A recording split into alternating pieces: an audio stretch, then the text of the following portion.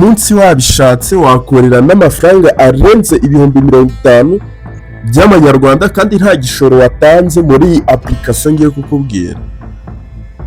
Wabishatse wakorera n'amafaranga arenze ibihumbi 50 kandi ni ibintu byoroshye, ntabwo ari ibintu bigoye cyane, ni utuntu tworoshye. Hari abantu benshi rero usanga umuntu abwira ngo tubasha gukorera amafaranga nta gishoro, bakabifata nk'imikino, bakavuga se ibyo bintu byanyu ntabwo bikora, ibyo bintu byanyu ni scam. Iyi application hari abatanga buhamya benshi bamaze kwikoreramo amafaranga kandi nta gishoro. Ibaze ko nje ndi mushya pe, ntabwo ngiye kubabishya, ntabwo ndi mushya. Iyi application ngiye ndi kukubwira ko wabishatse ku munsi wabasha gukorera n'amafaranga arenze ibihumbi 50. Nje hari n'abantu nzi babasha kwikoreramo amadolari 100 ku munsi.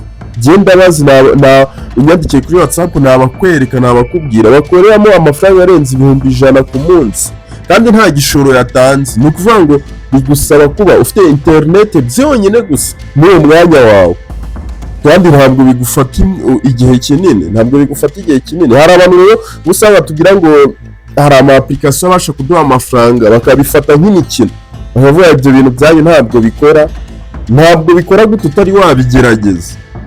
Ntabwo ari wabigerageza, ntabwo bikora. Cyakoze hari abantu bamwe na bamwe babasha kudushimisha kabisa. Ibintu ntiyari wabigerageza ariko ugasanga uri kugenda uri kuvanga ibyo bintu ntabwo bikora.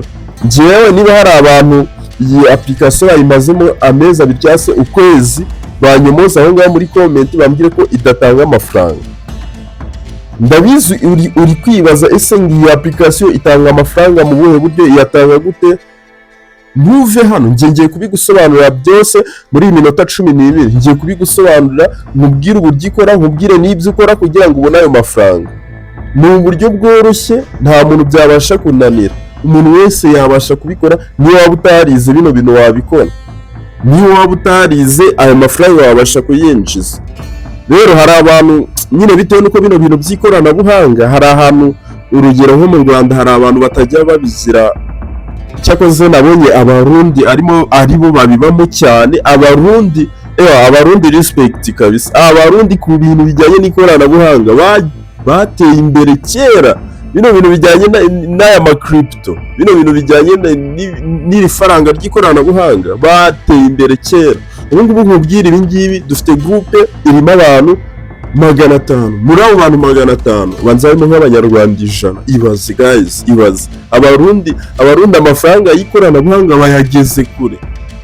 Abarundi bayageze kure, nubwo ndi kugenda mbona n'abanyarwanda bari kugenda babyinjiramo gake gake, gusa abarundi ngiye nabashije kuba respect muri ibi bintu bijyanye n'ikoranabuhanga, bino bintu by'amafaranga y'ikoranabuhanga. Nta kindi rero nkubwira, niba ukeneye application mbere yuko dusobanura uburyo wabasha kuyinjizamo amafaranga, wajya kuri application ya Play Store. Mbibutse ko application yageze kuri Play Store, ibifite ibyangombwa byose.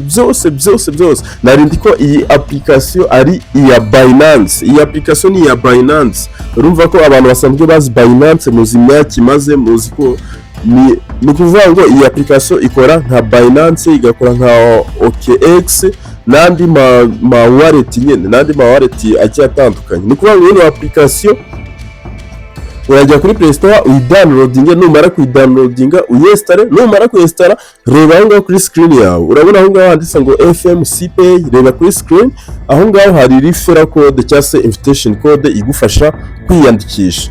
Hasi n'ubu uri kwiyandikisha hari aho bari gusaba invitation code, ushyireho iyo itangizwa na 642 kugira ngo ubashe kwinjira muri iyi application cyangwa se ubashe gufunguramo account.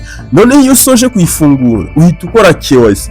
Ni kuvuga ngo utari wakora KYC, amafaranga ndi kukubwira ntiwabasha kuyakorera cyangwa se ntiwabasha kuyinjiza utari wakora KYC. KYC nicyo kintu kiba gikenewe cyane muri iyi application, kandi iyi KYC bayemera guhera hagati y'umunsi umwe n'iminsi 6. Nibwo nabonye bari kuyemera.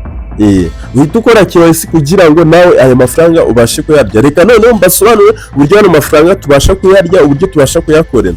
Ni kuvuga ngo iyi application uburyo imeze, uko imeze, iyi ubasha gutumira umuntu. Ni kuvuga ngo ngewe ntiwiyandikishamo, ukiyandikisha usoje gukora niyo KYC. Niba utararebye video usubira inyuma, video narayikoze uburyo wabasha kwiyandikisha cyangwa se uburyo wabasha gufungura account n'uburyo wabasha gukora KYC byose nabibumbiye muri video. Gukora KYC ni ibintu byoroshye, bisaba kuba ufite irangamuntu, ni ibyo ngibyo byonyine gusa, ubundi ukuzuza imyirondoro, ukuzuza aho wavukiye, ugashyiramo iyo rangamuntu yawe, urayifotora imbere n'inyuma, ugashyiramo nimero zayo, hanyuma nawe ukifata ifoto cyangwa se ukifotoza ifoto, wifata selfie, ubundi ugahita ukora submit. Hari aho bakubwira ngo uvuge niba imyaka igihe irangamuntu izarangira. Murabizi ko mu Rwanda ntabwo irangamuntu zacu ntabwo zijya zirangira, ushyiraho nka 2050 cyangwa se 2090, igihe cyose washiriraho nta kibazo. Okay, hanyuma iyi application ubasha gutumira umuntu, uwo muntu utumiye, iyo ubashije kumutumira bahita baguha $2 byonyine gusa akikiyandikisha agikora KYC bakiyemera, bahita baguha $2, baguha $2 n'ibice 54, ndakeka na $2 n'ibice 54 ku muntu umwe wenyine. Kandi mu by'ukuri wowe njyewe ubu tuvugana ku munsi umwe mbasha kwinjiza abantu 20 se urumva ari $2 angahe? Ni $40 kuko urumva nyine ni buri muntu na $2. Nibutse ko no kwiyandikisha byonyine, wa undi watumiye iyo yiyandikishe bamuha $2, nawe wamutumiye bakaguha $2. Guys, urumva icyo kintu uburyo kiremereyemo. Wa muntu utumiye bamuha $2, nawe wamutumiye bakaguha $2. Njyewe ndi kukubwira ko ku munsi mbasha kwinjizamo abantu 20 nawe barayo mafaranga mubwira ngo nangahe y'amanyarwanda, si mu bihumbi 60 se, ni mu bihumbi 60 by'amanyarwanda. Reba iyi account ndi kuberekeraho ni account nshyashya, iyi ngiyi ndi kuberekeraho ni account nshyashya. Urabona ko nakoze KYC iri pending, ntabwo bari bayemera. None urebye hano kuri referral code, niho tubasha gukura referral code. Ni kuvuga ngo iyi account imaze iminsi 2. Iyi account imaze iminsi 2, ariko ndaje werekeye abantu bamaze kunyinjiriraho mu minsi 2 ngo ni bangahe. Abantu 50 mu minsi 2.